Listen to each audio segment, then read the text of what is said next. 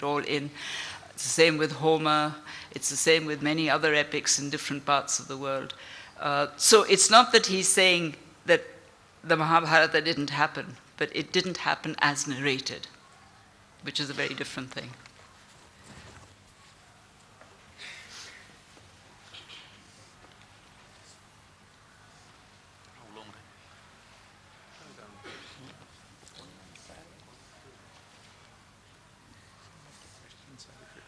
What are the reasons for the decline of Buddhism in India?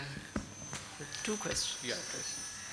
How will you compare destruction of Somnath temple with demolition of the Babri mosque? Oh dear, we're coming into modern times. I wanted to dwell on this. How could you avoid it? The reasons for the decline of Buddhism are many. There hasn't really been any very detailed work done because in many ways it's an impossible subject, because one would have to really go into regional histories and do regional histories of every part of the country and then bring it together. But there are many reasons. One is the reason that is generally put forward and has been put forward for a long time, which is that there's a gradual, well, 2 things. One is that Buddhism was too abstract a religion, and people like their religion to have deity and to have ritual and that kind of thing.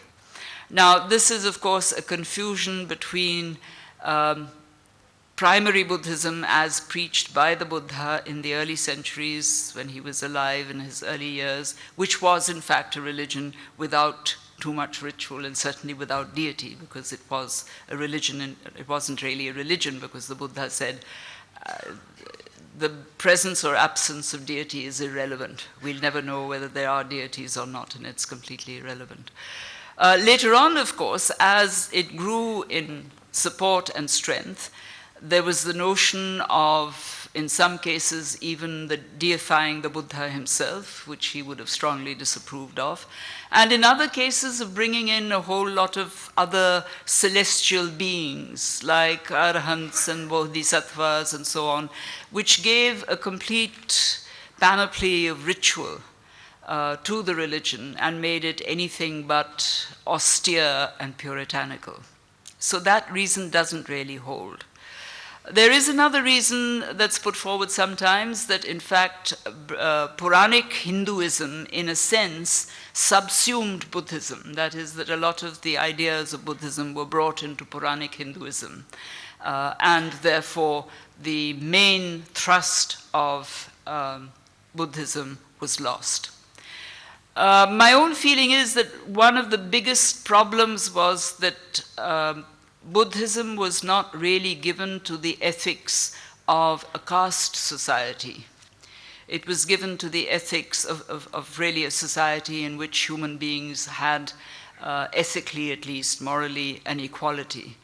And this is, of course, not in keeping with certain dominant schools of Hinduism, Brahmanical Hinduism in the first millennium AD.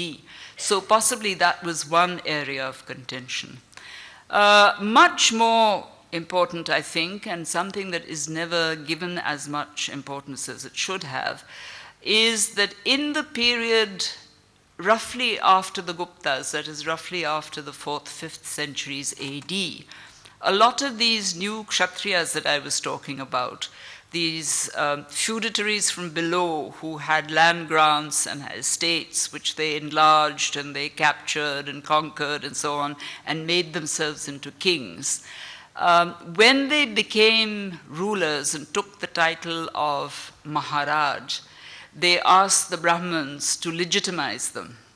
And it was the Vedic rituals and legitimization of Brahmanic rituals that came in to give them the authority and the legitimacy to be kings. And even the genealogies that they sought, where you have in many inscriptions, when they talk about their ancestors, they always go back to saying, our original ancestor was the son of a rishi and an apsara. And then he was related to the line of Ikshvaku, or he was related to some other line, that they mention all the earlier descent groups. And then they come to the actual dynasty. And then you know that this earlier genealogy has all been fabricated. Now, this happens everywhere in the world where genealogies are very important. This is not an Indian characteristic, although we may today think that fabrication is becoming so common in Indian life that it might be an Indian characteristic. But it is not, it happens everywhere where there are genealogies, and these things are concocted. Now, I think that the emphasis that was given to Brahmanical ritual by royalty, by the new royalty, the new courts, eroded the influence of the Buddhists. Up to the time of people like Harsha, it was a kind of equal balance between Shaivism and Buddhism. And then gradually it got eroded. And the only area where it continues is Eastern India, where it continues till about the 12th century or so. In addition to this, there is one other feature which I think is important, and that is that the Shramanic religions, that is Buddhism and Jainism in particular, were very closely tied, as I tried to explain in this lecture, and as Kosambi also explains in his work, were very closely tied to trading activities, to artisanal production and trade, and so on.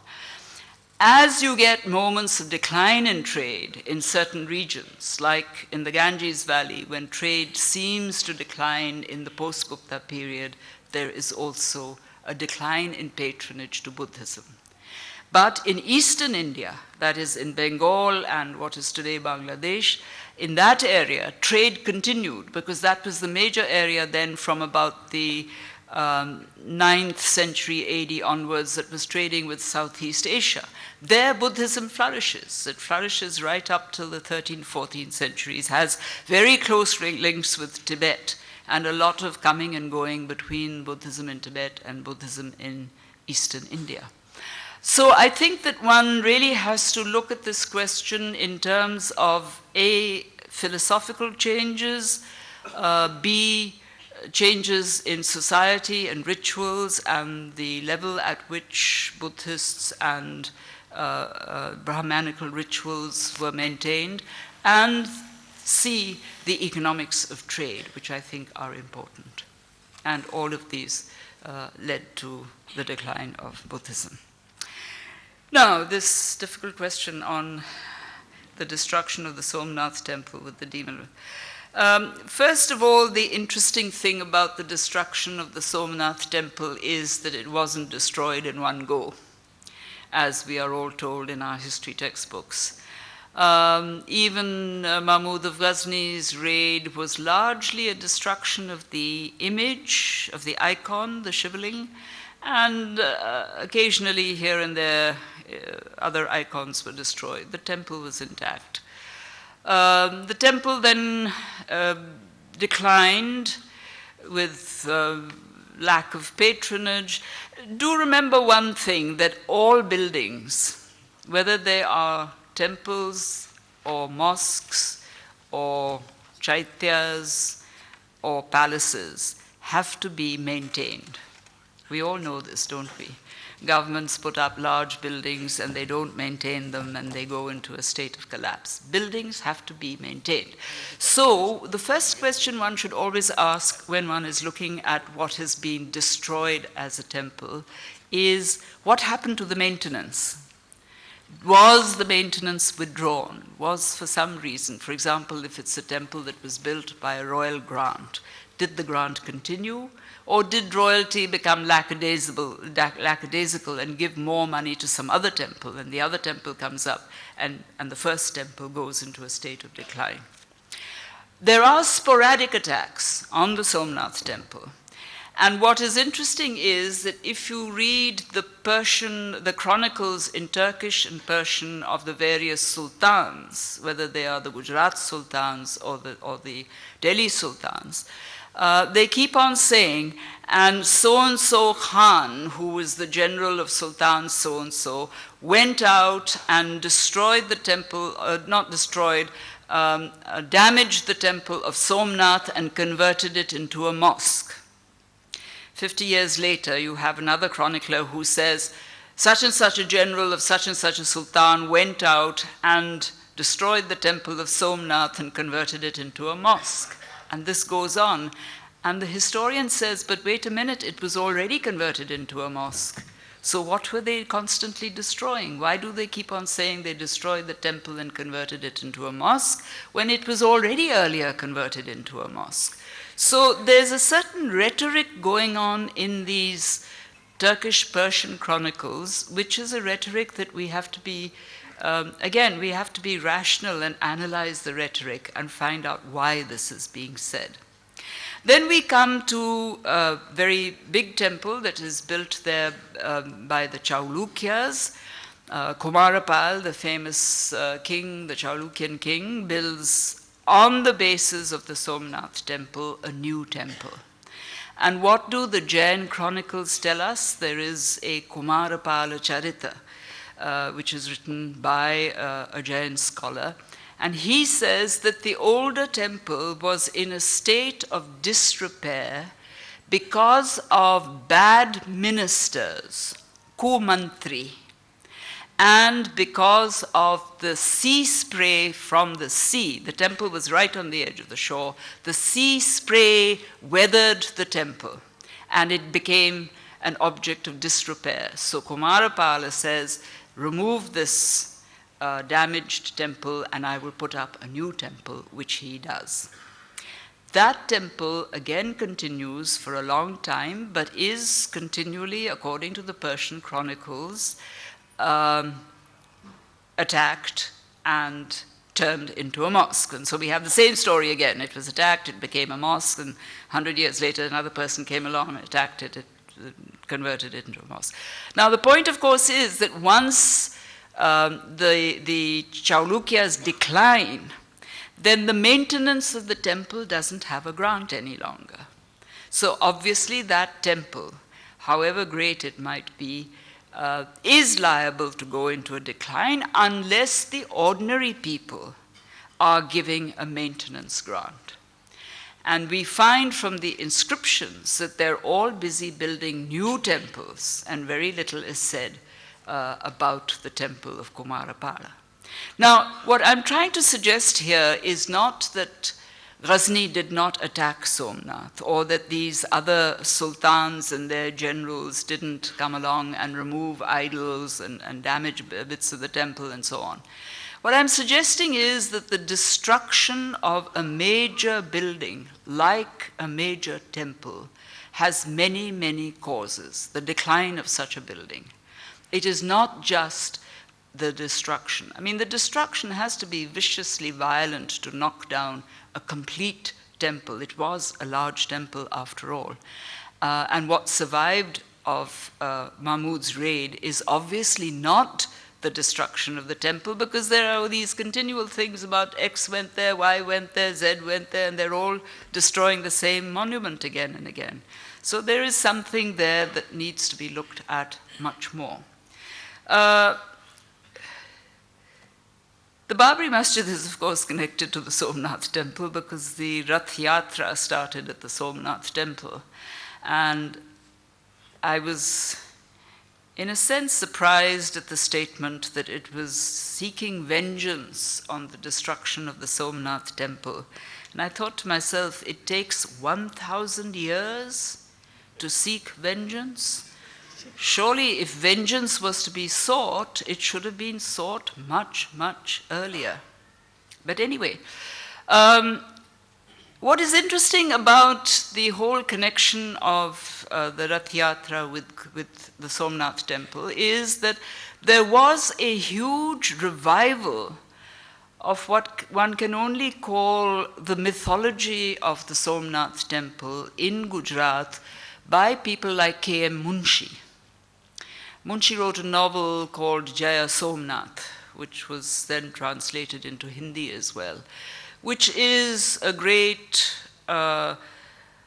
legend about what was supposed to have happened at Somnath. And it's not history. It is mythology, it is legend. It may be, as some people have argued, his own emotional attachment to Gujarat and to Somnath. But it is certainly not history. Now, ever since then, there has been, throughout Indian nationalism even, the association of Somnath as the icon of the destruction of the Hindu by the Muslim. This has continued all the way through. And one of the things I was trying to do in this book was to suggest that this is not a valid argument, that you cannot treat this as an icon. What is very interesting is that outside of Gujarat and Rajasthan, perhaps at most, no other part of the country is interested in what happens to Somnath and to these temples. If you look at Tamil sources or if you look at the Chola inscriptions, there are the Chola kings taking their armies all the way up to the Ganges and claiming that they have conquered the Ganges, and they bring back the holy water of the Ganges to Tanjore and to Kaveri Pattanam and so on. They don't mention a word about Mahmud and Somnath. You don't get it in any of the Maratha sources. You don't get it in any of the Bengali sources.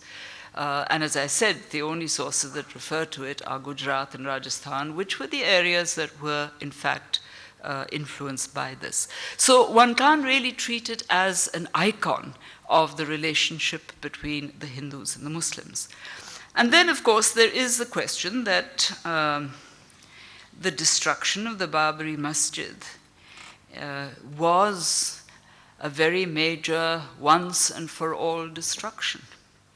There was no question of destroying a part of it. There was no question of other people coming along and saying, we will destroy it and convert it into a temple or whatever it is. It was a complete wipeout. So it's a very different kind of aggression from the aggression that the Somnath temple met with. Yeah. Madam, as a student of history, we have been throughoutly taught. That chap again? Yeah. And as a student of history, myself being a student of history, we have been throughoutly taught that the Gupta period was the golden period of Indian history, which usually the right-wing philosophers or thinkers, they endorse this view, and the left-wing, like our Professor Kosambi, never endorsed this view, and he said the Gupta period was not the golden period of Indian history, because the British historian said that the Indian history is a history of civil wars, and only the right-wing Hindu freedom fighters, because they wanted to fight against the British, they said that this is the golden period of Indian history. I would like to know what was the historical materialism process involved in this time of Gupta period. The notion of golden ages and dark ages is a notion that comes from European history. And the person who pushed this idea to its maximum extent was a historian, a colonial historian by the name of Vincent Smith. Now, he had to find in Indian history the parallel to European history and find a golden age and a dark age. And he decided that the golden age would be the age of the Guptas, because there was a lot of art, there was a lot of literature in Sanskrit, there were schools of philosophy, and so on. And he put them all together and said, this is the golden age. And then, of course, since the inscriptions of the post-Gupta period had not been looked at very carefully, he said they refer to many, many small kingdoms. And for an imperial historian, the largeness of the territory was a criterion of greatness. So the Guptas ruled over the whole of northern India. They were an empire. And these kingdoms that followed were little kingdoms. So that was a dark age. So you have the dark age, your golden age, and you have the dark age. Now, what has happened since, and Kosambi quite rightly argued that is it valid to talk about golden ages and dark ages? Because if you look at the regional history of the subcontinent, the high points, the ages when lots of exciting things happened and, you know, great achievements were made and so on, varied from region to region. They're not identical. It's not as if in the entire subcontinent of India, between 400 AD and 600 AD, every region is experiencing a golden age. This is limited to one part of the Ganges plain, the central middle Ganges plain, and that's it. I could argue, for example, that if one is looking at philosophy and thinking, the golden age of India occurs in the 9th and 10th and 11th centuries in Kashmir, because that's when you have the really great Sanskrit writers of literary criticism, of philosophy, of religious discourses, that kind of thing. Or the debates that were going on in South India. I mean, to me, the Chola period is as much of a golden age, if one is looking for golden ages, as the Gupta period. And I have said so in a book I wrote that, you know. Ultimately, what has happened is that historians today, and for the last 50 years or so, have given up all these ideas of golden ages and dark ages. We don't accept them any longer. In the same way as we've given up the periodization of Hindu, Muslim, and British, we don't talk about golden ages and dark ages. We talk about periods of history, what happened in different parts of the country.